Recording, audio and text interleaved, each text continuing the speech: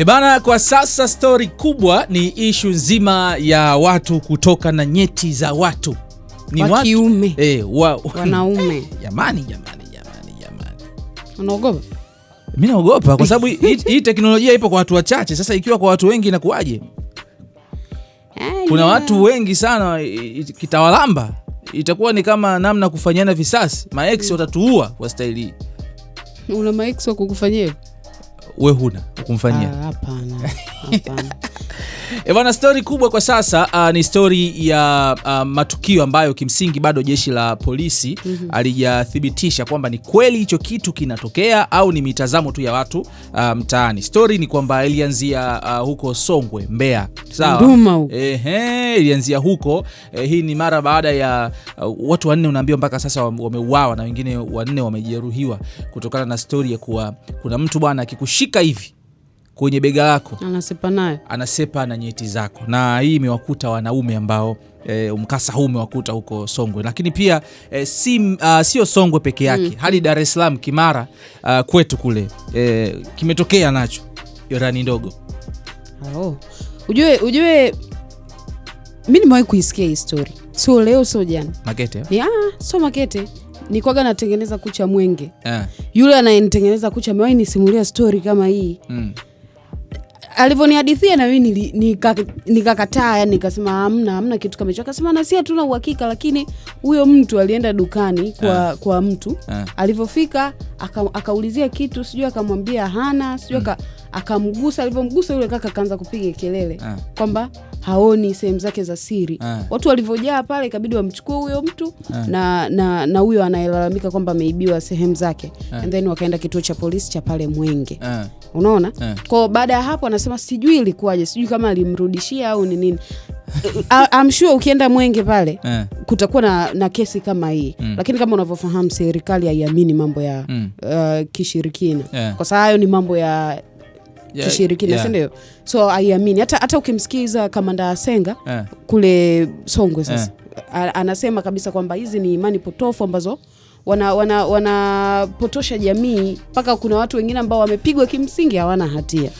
Lakini sasa mimi swali langu ni moja tu. Mchongo upo au upo? Hakuna anayejua.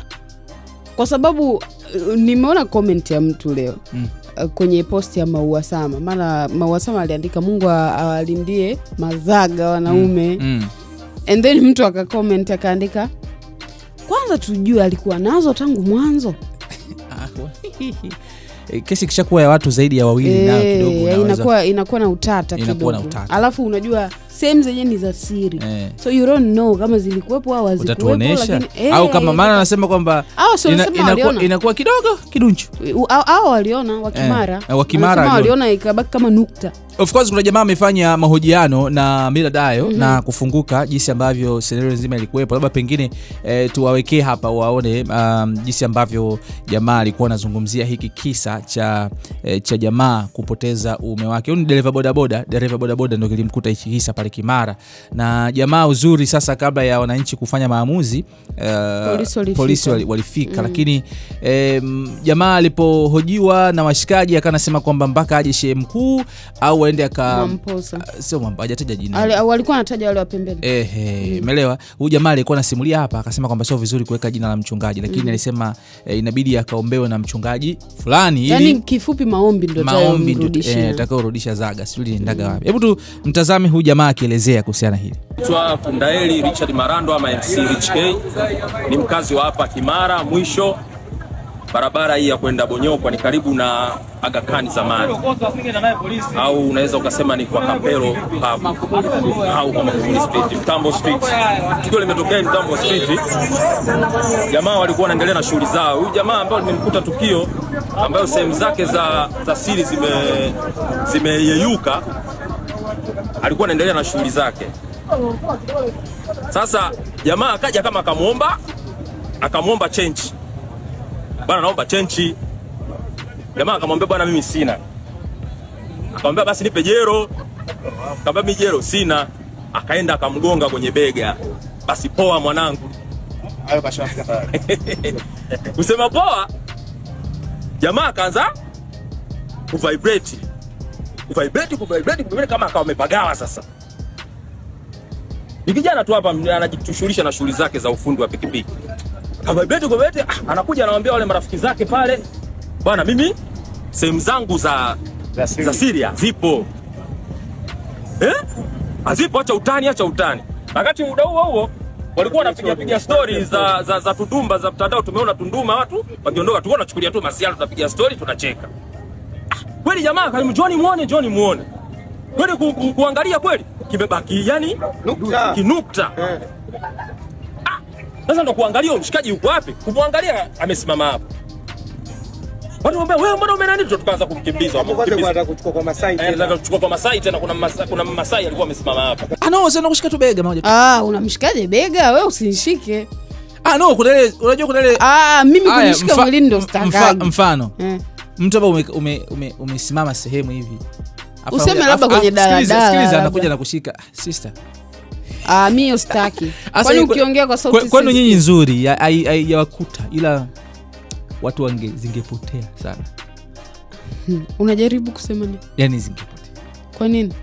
Kwamba wenyewe ni rahisi kushikwa au? Sio vizuri kumshika mtu mwilini.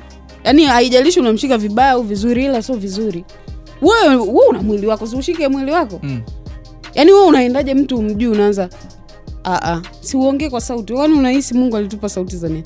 Usimshike mtu mwilini. Sio nzuri. Yaani hiyo sio kwa sababu ya zaga wala nini. Ila mimi sionagi kama ni sawa mtu kumshika hata kama ni rafiki yako ile sijui nini. Sio sawa. Tusishikane mwilini. Kwa sasa hivi kuwa mkali. Usije ukaja hapa unalia au usije kabisa tunasikia tu unalia. Hatutaki. Ila so sawa kuruhusu watu wakushike. Tena hasa usowajua. Mimi naona hili litaenda kutumika zaidi kwa namna mbaya na sijui kwamba ni mambo ya mali au vipi. Sasa unavochukua zaga za mwanamume mwenzako unazipeleka. Sasa hayo si mambo ya imani za kishirikina. Kwenye utajiri au nini? Unafikiri wanaroga kwa ajili gani? Unazipeleka wapi hizo zaga? Atakuwa mganga labda ndo kataka. Afu anazipotezaje? Unajua sayansi nyingine tungeitumia hata kulima bila kwenda shambani. Unajua?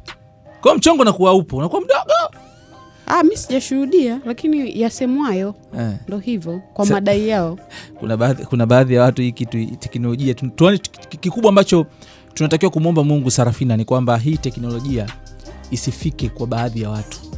Watu wataitumia kama kisasi kwenye mahusiano. Isiwepo kabisa. Yaani kama ni kweli ipo, watu wataitumia hii teknolojia ya kupoteza nyeti kwenye visasi kwenye mahusiano. Mimi ndo yani watu hata kwenye mali inaweza isitumike sana. Itatumika kwenye kufanya malipizo kwenye visasi vya mahusiano. So chonde mnaouza hii teknolojia achane nayo mara moja. Kuna watu watawaumiza maeksi wao. Wewe unawaza wrongful. Kuna watu, ngoja nikwambie, kuna watu watapitia ndoa zina maumivu Sarafina. Mtu ataona bora tu nizipoteze nyeti zake. Niona comment ya Cox anasema hili swala kwa wenye watoto kidogo tunaweza tukajielezea bana. Mimi niko na nguvu zangu. Lakini mtu hauna mtoto afu zinapotea utaambia nini watu? Mtoto huna. Mimi naachia na familia ya Rick Media hapa waeke comment yao kuhusiana na hili ambalo linaendelea kwa sasa kwenye social media huko. Taharuki zimezuka baada ya watu kujitokeza kuweza kupoteza nyeti za wenzao. Mimi naitwa Rick, nilikuwa na Sarafina Jerry. Omba sana isiwe kweli. Kwa kweli. Ni kweli sio kweli. Beyond the camera, KB Pixel. See you next time. Bye bye.